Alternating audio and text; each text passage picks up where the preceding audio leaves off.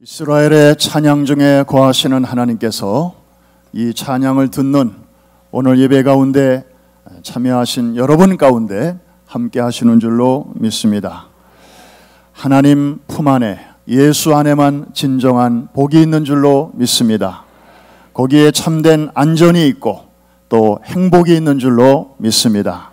우리 옆에 계신 분에게 한 번 더 인사하겠습니다. 주 안에 행복합니다. 지난 주간에 가을 부흥성회를 통해서 하나님께서는 우리 강산 목사님을 통해 우리 교회 안에 특별한 바이러스를 퍼뜨려 주셨습니다. 이름하여 행복 바이러스. 사람은 누구나 행복을 추구합니다. 불행을 소원하는 사람은 아무도 없습니다. 간혹 불편을 선택하는 사람들은 있습니다. 그러나 불행한 삶을 원하는 사람은 아무도 없습니다. 행복을 찾다가 지친 이들은 그 다음에 행운을 찾아 나섭니다. 마치 네잎 클로버를 찾기 위해서 새잎 클로버들을 마구 짓밟고 다니는 어린이처럼 가까이 있는 행복을 놓치고 잘 잊지도 않은 그런 행운을 찾아서 오늘도 많은 사람들은 방황을 합니다. 한국인의 행복 지수는 어느 정도 될까? 세계에서 잘 사는 나라들로 손꼽히는 OECD 국가들 중에서 안타깝게도 하위권에 속합니다. 반면에 세계 빈곤 국가 중에 하나인 네팔, 그리고 그 옆에 있는 부탄, 이런 나라의 백성들의 행복 지수는 상당히 높습니다. 뭘 말해주는 것일까요? 잘 살고 못 사는 것과 행복 지수는 그렇게 크게 관계가 없다는 것입니다. 물질의 많고 적음과 별로 상관이 없다는 것이죠. 지난 주일 밤에 미국을 충격으로 몰아넣은 사건이 라스베가스에서 있었습니다. 우리 교민들도 많이 살고 있는 지역이기 때문에 많이 놀랐습니다. 총기 난사범은 회계사 출신이었습니다. 부동산 투기와 전문 도박을 통해서 돈도 많이 만져본 사람이고 또 사건 당시에도 상당한 부자였습니다. 외로운 늑대형의 범죄로 현재까지 알려지고 있습니다만은 보통 이런 범죄는 배는 고픈데 취직도 어렵고 나이를 받아주는 사회적인 여건도 안 되고 그래서 거기에 대한 불만을 품고 일을 크게 저지르는 경우가 대부분이었습니다. 그런데 이 사람은 부자였습니다. 그러나 결코 행복하거나 기쁘지 않았던 것 같습니다. 결국 수많은 사람을 살상시켰고 나중에는 자신의 목숨도 스스로 포기하고 맙니다. 그 어느 누구도 그 60대 중반의 그 남성을 향하여 행복한 인생 혹은 기쁜 삶이었다고 아무도 말하지 않을 것입니다. 오늘 설교 제목이 하나님의 마음입니다. 한번 따라해 주실까요? 하나님의 마음. 우리가 하나님의 자녀로서 신앙생활, 교회생활을 하면서도 안타까운 것은 때때로 하나님의 마음을 잘 모르고 있다는 것입니다. 심지어 목회하는 목회자들마저도 열심히 맡겨주신 그 목양의 일을 정말 건강을 돌보지 않고 열심히 잘 감당하면서도 때때로 아버지의 마음을 모를 때가 많이 있다는 것을 저는 이번 지난 부흥회와 그리고 이번 주초에 있었던 목회자 컨퍼런스에 참여하면서 참 회개하는 마음으로 그리고 감사한 마음으로 그것을 깨달았습니다. 하나님이 제게 주신 은혜를 오늘 여러분들과 좀 나누기를 원합니다. 하나 질문을 드립니다. 하나님이 천지를 창조하시고 그리고 맨 마지막에 인간을 창조하셨는데 왜 하나님이 그런 일을 하셨을까요? 이렇게 물으면 왜 하나님이 사람을 만드셨나요? 이렇게 누가 물으면 여러분의 대답은 무엇입니까? 네, 마음으로 대답하신 거 제가 마음으로 들었어요. 대부분 하나님의 영광을 위해서죠. 대부분 이렇게 대답하실 것입니다. 예, 맞는 답입니다. 틀린 답 아니에요. 그러나 100점짜리 답은 아닙니다. 성경에 보면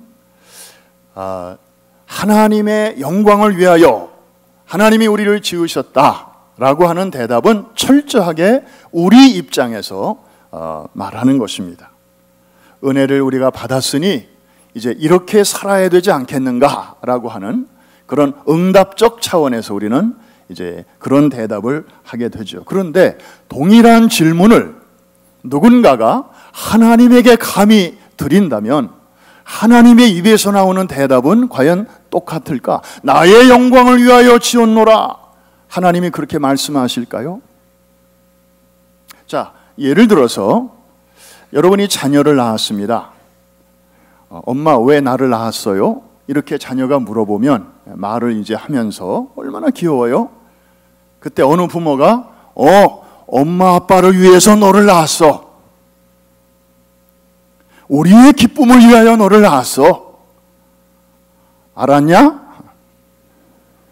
이렇게 교육하는 부모는 아마 없을 거예요. 우리같이 연약하고 부족하고 불완전한 부모라도 자식에게 그렇게 말하는 부모는 없잖아요. 그런데 우리는 이상하게 하나님이 우리를 만드신 목적이 하나님의 영광을 위해서, 마치 북한의 그 기쁨조가 있는 이유가 그 나라의 통치권자를 오로지 기쁘게 하기 위해서 있는 것처럼 하나님이 우리를 그런 기쁨조로 만드셨을까? 그건 아닐 텐데, 그죠? 뭔가 그 이상의 것이 있을 텐데, 이게 바로 하나님의 본심인데, 오늘 이것을 새롭게 그리고 정확하게 발견하고 그리고 기뻐하는 시간 될 수 있기를 주의 이름으로 축원합니다. 성경 전체를 보면 하나님께서 이렇게 큰 일을 행하시고 특별히 그 모든 일의 하이라이트로 사람을 창조하신 목적은 놀랍게도 당신을 위해서가 아니고 우리 인간에게, 당신의 형상대로 지음받은 인간에게 당신의 마음속에 있는 기쁨과 행복을 주시기 위해서 우리를 창조하신 줄로 믿습니다. 마치 자식을 낳고 잘 기른 부모가 이제 딸이 시집갈 때가 되었습니다. 그 시집가기 전날 부모의 마음은 기쁘기도 하고 또 답답하기도 합니다. 전에는 제가 이런 거를 책에서만 보았는데 몇 년 전에 딸을 시집을 보내보니까 알겠더라고요. 참 묘했습니다, 기분이.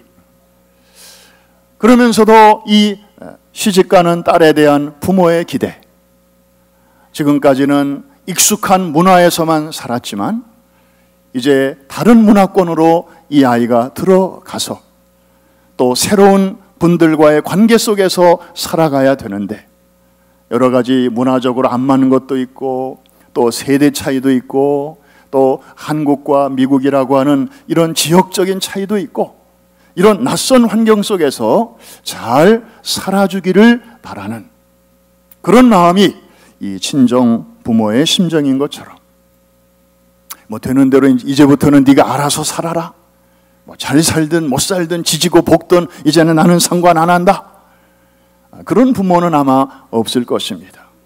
그냥 잘 행복하게, 그죠? 너희가 행복하게 사는 게 우리의 행복이다. 아멘 안 해도 이거는 그런 것입니다. 그러니까 출가시킨 후에도 첫 아이를 낳으면 뭐 의례 이제 이 친정 엄마는 그냥 뭐 거기가 한국이든 미국이든 그저 달려가서 또 산바라지를 하고 그리고 뒷바라지를 그렇게 해주는 것입니다. 다른 일정 다 취소하고. 왜? 자식이 잘 행복하게 살아주기를 원하는 마음 때문에 그런 것이죠. 이 하나님의 행복이, 하나님의 마음이 자식들에게 전달이 될 때 자식은 그것을 이제는 머리로가 아니라 삶으로 느끼면서, 야, 이게 부모의 마음이구나, 이게 부모의 사랑이로구나, 나를 이런 사랑으로 키우셨구나. 그러면서 부모가 그 다음부터는 뭘 말하지 않아도 이제 자기가 알아서 이제 부모를 섬길 줄 아는 거죠. 소위 철이 들기 시작하는 것입니다. 여러분, 각 나라마다 이 어떤 멋진 것을 보았을 때, 그리고 기분이 최고로 좋을 때 하는 감탄사들이 있습니다. 미국 사람들은 주로 그럴 때 뭐라고 말을 하죠? 제일 흔히 들을 수 있는 감탄사가 뭔가요? 미국에 안 사세요? 예, wonderful 혹은 awesome, 뭐 그렇게 말들을 할 것입니다. 그럼 우리 한국 사람들은 뭐라고 말하나요? 최고로 기분이 좋고 정말 멋질 때. 한국 사람 아니에요? 예, 뭐 엄지를 시켜 세우면서 뭐 최고야, 또 뭐 짱이야, 또 어떤 사람들은 죽인다. 또 요즘은 뭐 드라마를 봐도 가장 많이 나오는 말이 그런 것 같아요. 대박. 참 표현이 다양합니다. 그러면 미국 표현은 이렇고 한국 표현은 이렇다면, 천국, 소위 말해서 하나님의 나라에 사는 사람들은 거기서는 무슨 감탄사가 제일 많이 사용될까? 뭘까요? 할렐루야. 아하, 네, 역시 우리 교인들은 할렐루야가 아주 그냥 인사예요. 그런데 성경에 보면 하나님께서 자주 쓰시는 감탄사가 나와요. 창세기 1장부터 나와요. 한 번도 아니고 7번씩이나 연거푸 나와요. 하나님이 정말 뭔가를 보시고, 이야, 멋지네, 그럴 때 하시는 표현이 좋았더라지요. 맞습니다. 히브리어로는 토브라고 해요. 그래서 good morning 하는 아침 인사를 유대인들은 보켈 토브, 그대로 보켈이라는 건 아침이라는 뜻이니까 토브는 좋은, 그래서 좋은 아침입니다 이렇게 쓰는데, 이 토브라고 하는 단어는 정말 놀라운 단어입니다. 하나님의 마음을 가장 잘 표현하고 있는 그런 형용사입니다.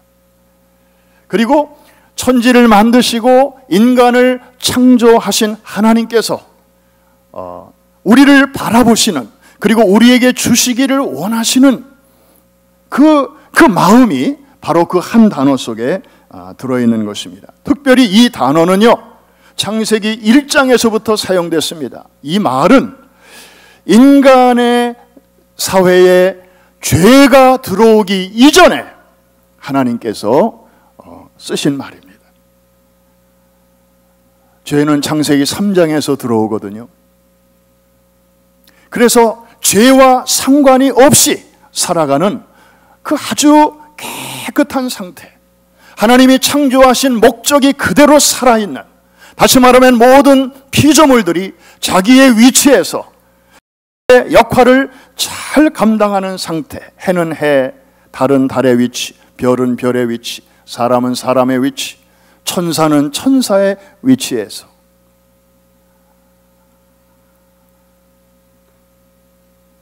밤을 비추는 달과 별이 낮으로 뛰어오지 않고, 낮을 비추는 해가 밤에 깜짝 출현하지 않고, 피조물인 천사가 감히 창조주의 위치로 나오려고 하지 않고 자신의 자리를 잘 지키면서 있어야 할 그 자리에서 자기 역할을 잘 감당하는 상태, 이것이 바로 하나님 보시기에 좋았더라. 할렐루야. 그리고 이것을 종합적으로 표현한 말이 바로 샬롬입니다.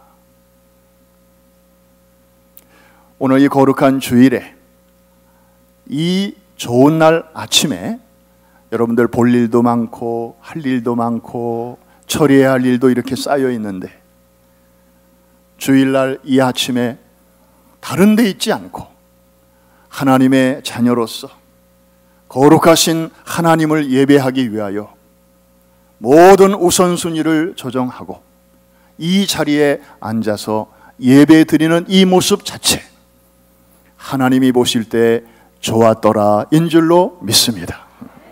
이게 자기 자리를 잘 지키는 거예요. 우리 성가대원들 있지만 뭐 사람에 따라서 음악 실력은 좀 차이가 날 수 있어요.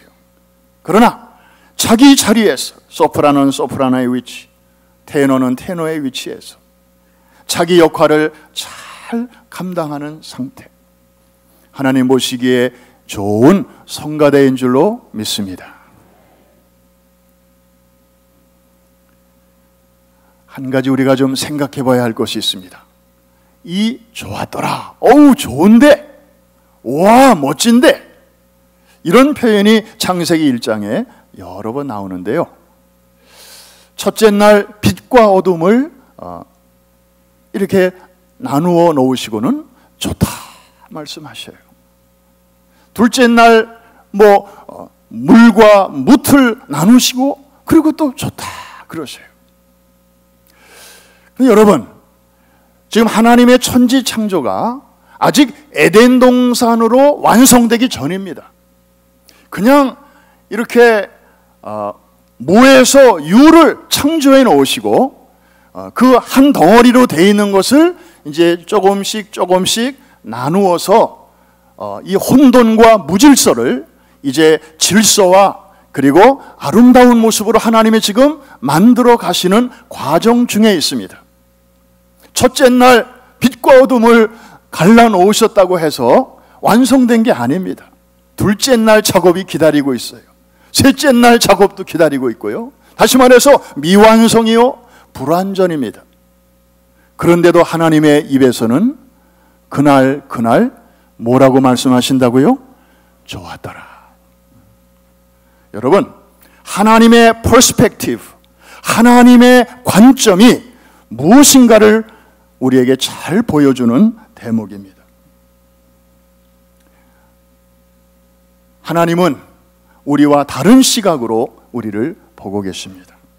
마치 어떤 아버지가 이제 아들이 곧 장가를 가는데, 그래서 분가를 해가지고 따로 집에서 이제 살아야 되는데, 그래서 아버지가 땅을 한 쪼가리 사가지고 거기다가 이제 집을 지어주기로 했습니다. 그래서 날짜가 돼가지고 이 불도저를 불러가지고 첫날 땅을 팝니다. 아버지가 그날 그 현장에 가가지고 그 잡초가 우거진 땅이 이렇게 파여지는 모습을 보면서 아버지가 한마디 합니다. 아, 좋네. 야, 좋다. 마음이 너무 기쁜 거예요. 둘째 날 이제 그 땅을 판 다음에 거기 이제 각을 이렇게 잡고, 그 다음에 거기다가 이제 기초 공사를 하느라고 이렇게 쇠기둥도 세우고, 그 다음에 시멘트도 이제 붓기 시작합니다. 둘째 날 아버지는 또 거기 가서 이야 좋다. 여러분, 집이 아직 완성되지 않았습니다. 그냥 공사 중입니다. 그런데도 아버지는 왜 기쁜 것입니까? 왜 행복한 것이죠? 자기 자식이 이 집에서 이제 나름대로의 가정을 이루고 또 지 새끼를 낳고 오손도손 재미있게 그렇게 살아갈 아름다운 호흡을 꿈꾸기 때문에, 지금 눈앞에서는 아직도 컴컴하고 그냥 볼품없고 전기, 상수도, 하수도 아직도 연결이 안 돼 있고, 그렇지만 이 아버지가 보는 것은 그걸 보는 게 아니에요. 이해가 되시면 아멘. 하나님이 여러분을 보시는 시각이 바로 그렇다는 것입니다. 할렐루야. 우리가 꼭 잘해서만 하나님이 기뻐하시는 게 아니고, 잘할 때만 기뻐하시는 것이 아니고, 당신의 형상대로 지음받은 하나님의 자녀들이기 때문에 우리가 이 땅에 살면서 많은 어려움도 있고, 그리고 도전도 있고, 방해도 있고, 싸움도 있지만 시집간 딸이 행복하게 잘, 그럼에도 불구하고 살아주기를 원하는 친정 아버지의 마음처럼 하나님께서 우리를 그런 마음으로 보아주시는 줄로 믿습니다.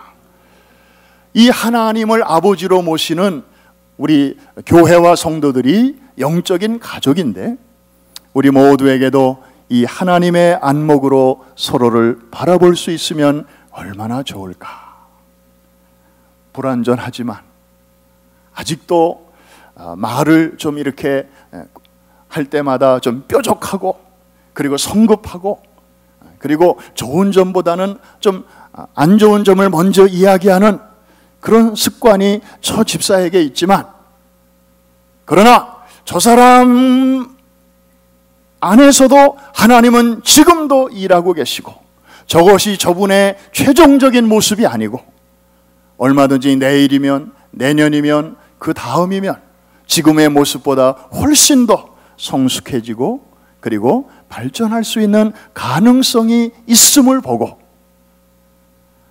하나님께서 나의 행복을 위하여 예수 그리스도를 보내셨듯이 저분을 위해서도 하나님께서 동일한 일을 행하셨다면 얼마나 저분도 하나님의 기쁨이 될 것인가.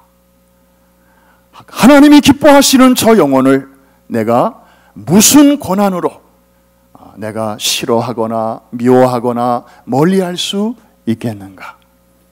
하나님의 시각으로 볼 수 있기를 다시 한번 주의 이름으로 축원합니다. 옆에 계신 분에게 한번 인사할까요? 공사 중이라 불편을 끼쳐 죄송합니다. 좋게 봐주세요. Thank you for your patience. 공사 곧 끝날 겁니다. 예수님을 보내시고 성령님을 보내시고 교회를 세우시고 성경을 우리에게 주신 목적도 알고 보니까 이게 서로 다른 것처럼 보이지만, 알고 보면, 깊이 들어가 보면 그 목적은 오직 하나입니다. 우리의 기쁨과 행복을 위해서. 성경 몇 구절 한번 찾아보고 같이 읽습니다. 요한복음 15장 11절, 유명한 포도나무의 비유가 있고, 너희가 내 안에 내가 너희 안에 있을 때 아름다운 열매를 맺는다 말씀하시면서 예수님이 오신 목적이 무엇인가를 우리에게 11절에서 말씀하는데, 같이 큰 소리를 읽습니다. 시작.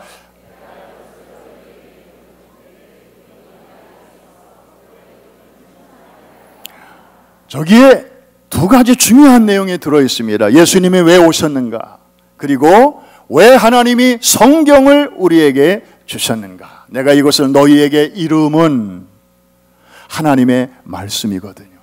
말씀을 우리에게 주신 이유는 나의 기쁨이 너희 안에 있어 너희의 기쁨을 어떻게 하려 함이라? 충만하게 하려 함이라.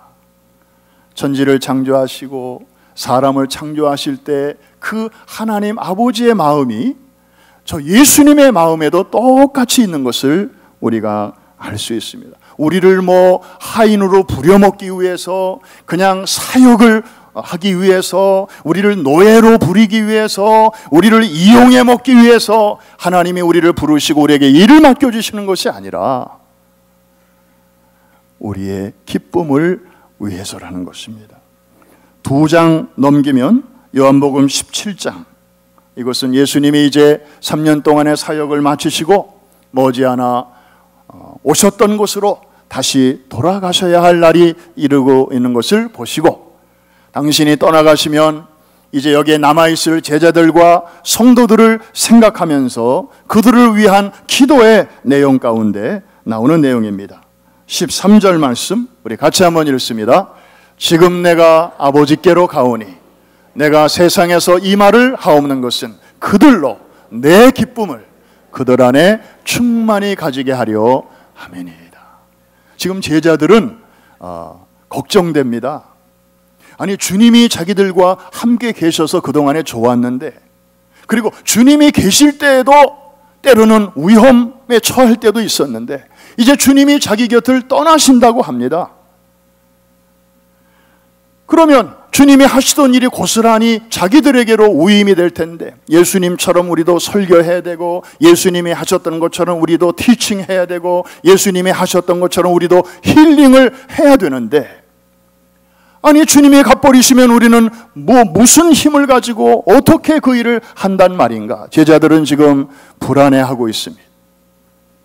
그런 상황 속에서 예수님께서 대제사장적인 기도를 하시는데, 주여 저들에게 이런 능력을 주시고 저런 담력도 주시고 이렇게 기도하셔야 될 터인데, 주님의 기도는 달랐습니다. 다시 한번 저 13절 말씀, 그냥 우리 입장에서만 보지 말고 주님의 입장에서 하나님의 마음을 가지고 저 말씀을 다시 한번 큰 소리로 읽어보십시다. 시작. 지금 내가 아버지께로 가오니 내가 세상에서 이 말을 하옵는 것은 그들로 내 기쁨을 그들 안에 충만히 가지게 하려. 그러니까 주님의 관심은 제자들이 그 일을 얼마나 잘할 수 있는가 없는가, 능력이 되는가 안 되는가, 이런 차원에 있는 게 아니에요. 이 세상에서 주의 일을 감당할 때 하나님의 기쁨을 가지고 그 일을 잘 감당하게 해 주옵소서.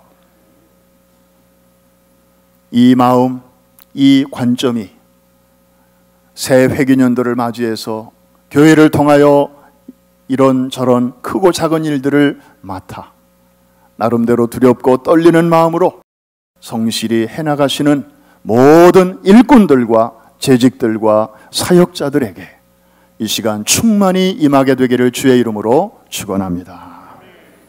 한 절만 더 보겠습니다. 이 구절은 여러분들이 너무나 잘 아시는 말씀입니다. 데살로니가전서 5장 16절, 17절, 18절은 바울 사도가 데살로니가 성도들에게, 그리고 이 시대를 살아가는 우리들에게까지 전해주는 하늘의 메시지입니다. 우리 같이 한번 읽어볼까요? 항상 기뻐하라, 쉬지 말고 기도하라, 범사에 감사하라. 이것이 그리스도 예수 안에서 너희를 향하신 하나님의 뜻이니라. 여러분, 우리는 21세기를 살아가고 있습니다. 오늘의 관점에서 저 말씀을 다하고 있습니다. 맞아, 항상 감사하라. 그래, 감사하면서 살아야지. 또 항상 기뻐하라. 그래, 기뻐하자. 그냥 긍정적인 측면을 보고 기뻐하자. 잘 안 되지만 우리는 그런 차원으로 저 말씀을 받습니다. 그런데 first receiver, 저 말씀을 그 당시에 처음으로 받는 데살로니가 교회 성도들의 그 삶의 상황은 어땠는지 우리는 사실 잘 몰라요.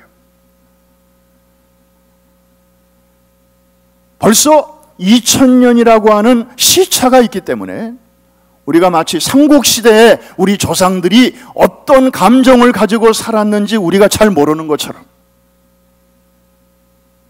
고구려 신라 백제 시대 때 우리 조상들이 그 시대 속에서 어떤 필링을 가지고 살았는지 우리가 잘 모르는 것처럼,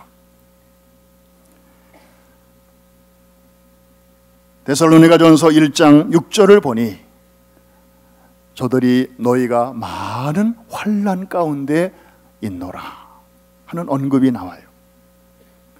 여러분, 그냥 저절로 기뻐할 수 있는 그런 상황이 아니었습니다.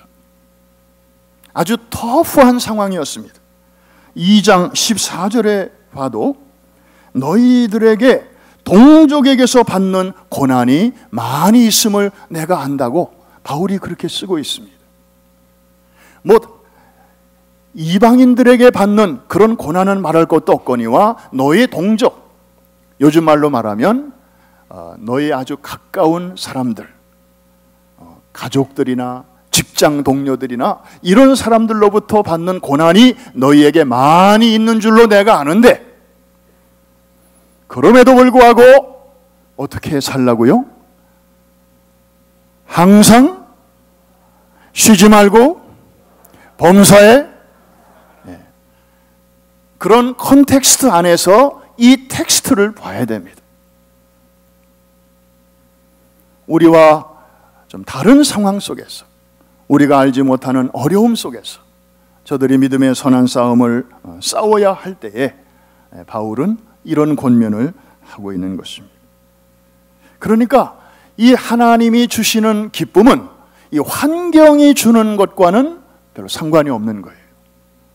뭐 물질이 좀 넉넉할 때 오는 행복감, 이런 조건적인 행복도 아니고, 물질이 가져다 주는 그런 안전감도 아니고, 이것은 3차원의 세계와는 상관이 없이 영적인 차원으로부터 하나님이 주시는 신령한 평안인 줄로 믿습니다. 오늘 우리에게 이것이 필요한 줄로 믿습니다. 이것이 크리스천들에게만 주신 하나님의 놀라운 특권인 줄로 믿습니다. 심지어 성경에 보면 우리 인생들에게 주신 하나님의 대계명이 있습니다. 마음을 다하고 뜻을 다하고 성품을 다하여 내 하나님 여호와를 사랑하고 섬기라. 우리 주님도 이 땅에 계셨을 때 그런 말씀을 하셨습니다. 그런데 그 말씀의 오리지널이 바로 오늘 본문에 나오고 있습니다. 신명기 10장 12절로 13절. 원래 이 말씀은 십계명을 주실 때 이제 출애굽기에 한번 나왔던 것인데, 그때는 애굽 광야 생활 초창기였고, 이제 40년이 지나고 가나안 땅이 눈앞에 보이는 그런 시점에서 1세대는 광야에서 거의 다 쓰러지고, 이제 광야에서 태어난 세컨 제너레이션들이 이제 요단강을 건너 가나안 땅에 곧 들어갈 때가 되었을 때에 1세대들에게 주어졌던 그 말씀을 모세가 죽기 전에 이제 다음 세대들에게 한 번 더 명심시키는, 그래서 뉴트로노미라고 하는 이 신명기라는 책의 이름 자체가 다시 계명을 전한다, 그런 뜻 아닙니까? 그래서 저렇게 한 번 더 저 말씀이 나오게 되는데, 같이 한번 큰 소리로 읽겠습니다. 시작. 이스라엘아, 내 하나님 여호와께서 내게 요구하시는 것이 무엇이냐? 곧 내 하나님 여호와를 경외하여 그의 모든 도를 행하고 그를 사랑하며 마음을 다하고 뜻을 다하여 내 하나님 여호와를 섬기고 내가 오늘 내 행복을 위하여 내게 명하는 여호와의 규례와 명령을 지킬 것이 아니냐. 우리는 성경을 읽다가 이스라엘아, 내 하나님 여호와께서 내게 요구하시는 것이 무엇이냐, 막 요구, 명령, 규례 이런 단어가 나오면 우리 자신도 모르게 조금 부담을 느낍니다. 아유, 지금 살아가는 것만 해도 버거운데, 아이고 오늘 또 무슨 요구를 또 나에게 하실래나, 좀 이렇게 마음이 편해지지가 않죠. 그런데요, 이 겉으로 보면은 요구인데 그 밑에 흐르는 하나님의 마음, 이것을 우리가 놓칠 때가 많이 있다는 것입니다. 이렇게 우리에게 뭔가를 요구하실 때 하나님의 본심이 무엇일까요? 13절에 나옵니다. 저거를 우리가 붙들어야 됩니다. 13절 다 같이 한 번 더. 내가 오늘 내 행복을 위하여 내게 명하는, 거기까지 하나님께서 이 모든 명령과 규례와 요구를 우리에게 하실 때에 무엇을 위하여 하시는 것이라고요? 우리의 행복을 위하여 하시는 것입니다. 이해가 되셨으면 좋겠네요. 거기까지 가셨으면 좋겠네요. 이 하나님의 마음을 여러분들이 느낄 수 있게 되기를 주의 이름으로 축원합니다. 하나님이 뭐 인력이 딸리셔서 뭐 좀 부족한 게 있으셔서 이 사람 저 사람 전도를 통해서 부르시고 그분들에게서 뭘 잡수시려고 그렇게 하시는 것입니까? 아니에요. 노던 블루버드에 이렇게 지날 때마다 특히 아침 시간에 그 거리에서 335 때를 져서 뭔가를 기다리는 우리 스페니시 형제들을 많이 봅니다. 마음이 참 짠해요.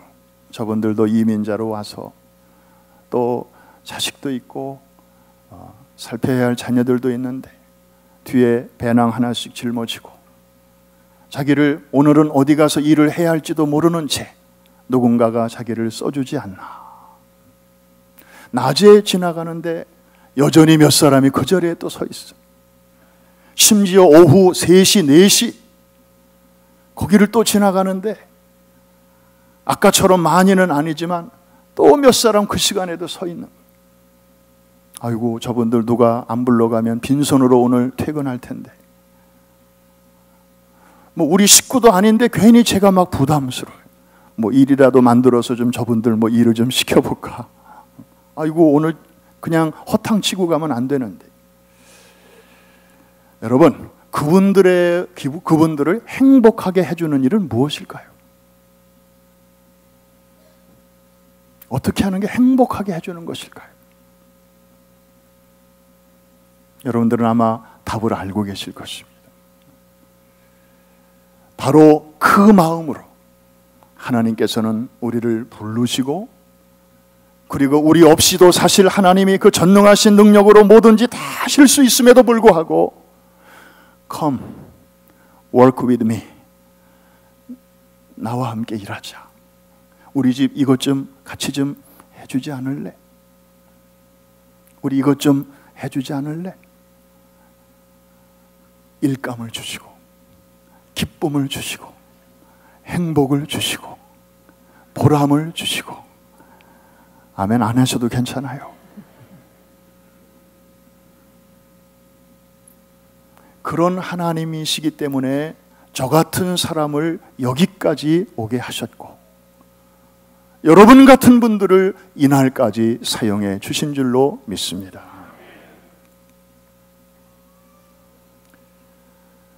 말씀을 마칩니다. 우리 교회는 참 행복한 교회입니다. 행복한 교회입니다. 지난 40년 동안 하나님께서 우리 목사님을 담임 목회자로 부르시고, 그리고 정말 충성스러운 우리 성도들을 붙여주셔서 교회가 알고 세상이 아는 대로 참 아름다운 길을 걸어오게 하셨습니다. 지난 주일에 투표를 하는 날 담임 목사님께서 얼마나 이렇게 홀가분하셨는지 설교 도중에 춤을 추셨는데, 저는 그렇게 오랫동안 춤추시는 모습은 처음 봤습니다. 그리고 저렇게 아이처럼 천진난만하게 춤을 추시는 모습도 처음 봤습니다. 사실 그날 투표하는 날이었지 투표가 끝난 것은 아니었습니다. 겨우 1부 예배 투표가 끝났고 이제 2부 예배 마치면 그 다음에 제일 많은 숫자가 투표해야 되는데, 얼마나 그 마음에 프레셔가 많으셨으면 그렇게 아주 오 해피데이를 부르시면서 그 어려운 동작을, 그 다음 주에는 뉴저지에 가셨는데 뉴저지에서도 또 주셨대요. 사실 우리 목사님은 많은 목회자들이 다 나름대로 참 어렵고 그러면서도 보람된 길을 걸어가고 계시지만 좀 특별한 길을 걸어오셨습니다. 시골의 개척교회부터 시작하시고 그 다음에 월남 선교사로 가시고, 개척교회 시절에는 지독한 가난 속에서 그 일을 하셔야만 했고, 월남에 선교사로 가셨을 때는 그야말로 사이공 함락이 코앞에 다가오는 그런 아주 위태로운 시점에서 삶과 죽음 사이의 거리가 just one step away, 그런 상황 속에서 마지막까지 그냥 그 자리에서 순교를 각오하고 계시려고 했지만 주변에 같이 일하던 미국 선교사들이 보다 못해 자기들이 비행기 티켓을 다 준비해가지고 억지로 떠미는 바람에 라스트 미닛에 겨우 빠져나오셨습니다. 서독으로 가셔서는 그때 동독, 서독이 아직 통합되기 전에 그 간호사들이 한국에서 많이 와서 객지에서 참 외롭게 살아갈 때에 그 교인들을 복음으로 위로하고 함께 그들과 함께 웃고 울으면서 우리가 국제시장에서 보았던 것처럼, 그리고 주말이 되면 광부들이 또 많이 몰려와요. 이 광부들은 베를린에는 광산이 없기 때문에 다른 지역에서 있다가 이제 주말에 베를린으로 오는데 그 목적은 아가씨들을 만나기 위해서. 그래서 이제 그런 외로운 사람들을 목회하면서 정말 가족같이, 그래서 목사님이 베를린을 떠나서 뉴욕으로 오시는 날 전 교인이 공항에 나와서 두 다리를 뻗고 엉엉 울었다는 이야기를 제가 들었습니다. 그리고 뉴욕에 오셔서 40년을 이제 한 교회에서 그렇게 섬기셨습니다. 작년에 우리 교직원 수련회 때 목사님이 이제 후배들에게 이런저런 좋은 멘토링을 해주시면서 하셨던 말씀이 지금도 이렇게 기억에 남습니다. 예의 하나님이 다 하셨고 우리 성도님들이 다 해주셨다. 나는 정말 중증 장애인이다. 그런 말씀을 그때도 하셨는데, 그래서 그런지 나는 지금까지 수많은 사람들을 만났고 그리고 많은 스토리가 있지만 내 머리와 마음 속에는 나는 전화번호 외우는 게 딱 2개밖에 없다.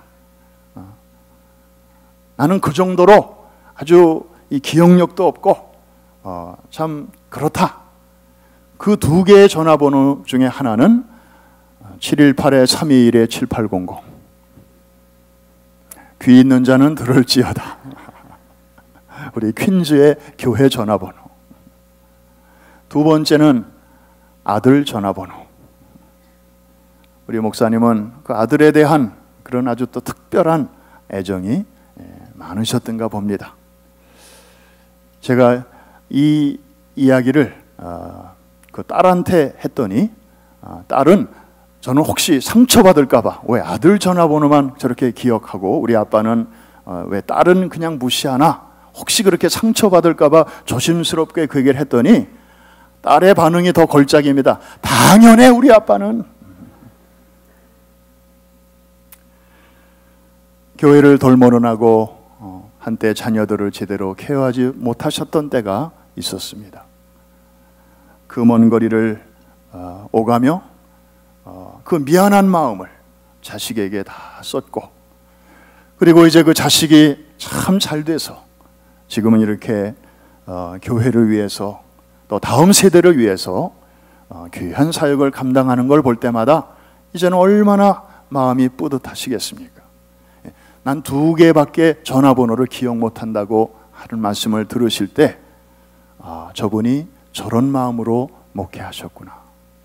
오직 하나님의 영광, 교회의 유익, 그리고 성도들의 축복을 위해서 그 중심을 하나님이 보시고 또 귀한 분들을 그 주변에 보내주시고 장로님들과 권사님들과 집사님들과 정말 훌륭한 성도들을 통해서 이름을 다 밝힐 수도 없고 또 올릴 수도 없지만 그 언성 히어로, 무명의 영웅들과 함께 지난 40년을 정말 광야와 같은 그 길을 모세와 같이 헤쳐 나오셨습니다.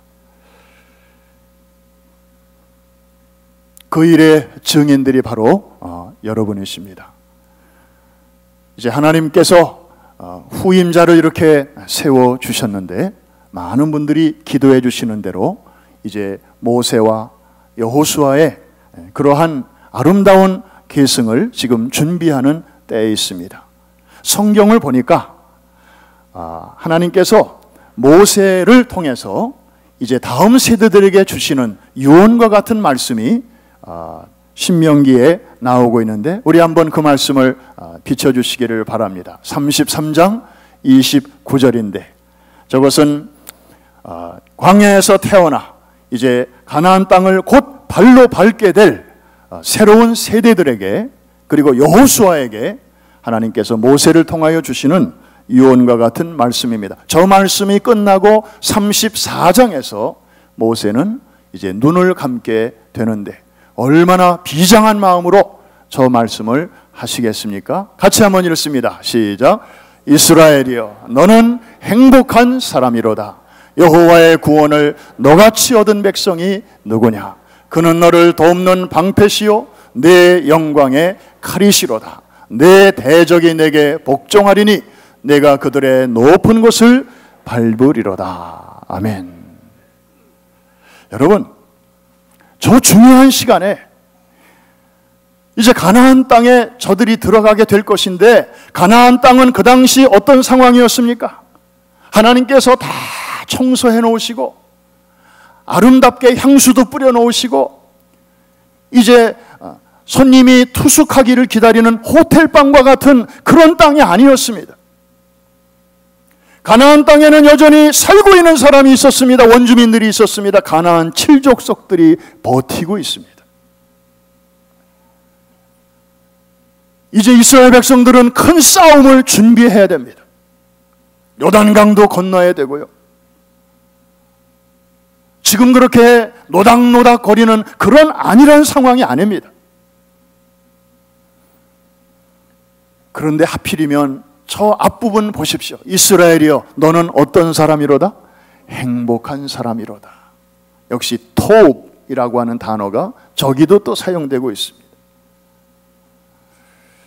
하나님의 축복의 완성된 모습, 이게 바로 토읍인데, 하나님은 이 절대절명의 위태로운, 어떤 면에서는 참 중대한 이 분기점에서 놀랍게도 행복이라는 단어를 사용하고 계십니다.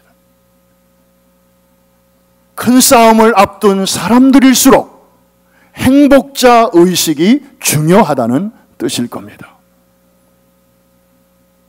아마 보통 사람들 같았으면 이제 전쟁을 해야 되니까 이제 뗏목을 많이 만들고 무기를 더 많이 만들고 군량미도 부축하고, 자, 우리 한번 잘해봅시다. 아마 이런 내용으로 흘러갔을지 모릅니다. 이건 일반 사람들이 상식적으로 그렇게 하는 것입니다. 그거 잘못된 거 아니죠. 그런데 모세는 그 마지막 유언을 통해서 이스라엘이여, 그 앞에는 여수룬이여, 이 여수룬은 이스라엘의 애칭입니다. 아주 사랑스럽게 부르는 명칭입니다. 미국에서도 윌리엄 이렇게 풀네임을 부르지 않고 하이 빌 이렇게 줄여서 얘기하듯이 여수룬이여, 아주 정감 있는 표현을 써가시면서 이스라엘이여, 너희 같은 행복자가 또 어디 있느냐?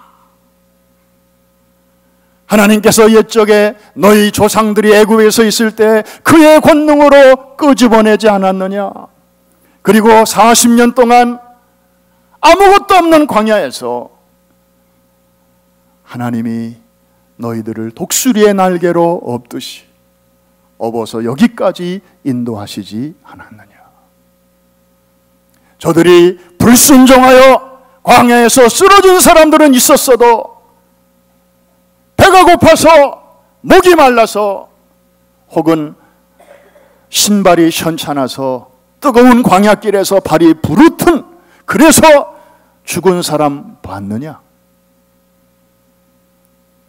하나님의 인자와 그 헤세드의 사랑으로 너희를 여기까지 인도하신 것이 아니냐? 이제 나는 곧 눈을 감겠지만, 그러나 하나님은 눈 감지 아니하시고 하나님은 여전히 너희의 하나님이 되어 주실 것이다. 우리와 함께 하신 것처럼 너희들과도 함께 하실 것이다. 이 세상에 너희같이 행복한 사람이 있으면 나와보라고 해. 이 행복자의 의식, 이것을 가지고 비록 험난한 싸움이 기다리고 있다 할지라도 그분과 함께 강도 건너고 그 땅도 차지할 것을 부탁하고 있는 말씀입니다. 할렐루야. 오늘 이 중요하고도 의미 있는 시간에 하나님께서 우리에게 동일하게 이 말씀으로 격려해 주시는 줄로 믿습니다. 하나님의 관심은 예나 지금이나 어저께나 오늘이나 이 땅에 있는 우리가 행복한 삶을 사는 것이고, 우리가 그런 삶을 살아갈 때 그것이 하나님께도 최고의 행복이 되는 줄로 믿습니다. 이 행복을 마음껏 누리시고 그리고 이것을 주위 사람들에게 잘 나누어 주시는 우리 모두가 될 수 있기를 주의 이름으로 축원합니다. 축복합니다. 우리 기도합니다.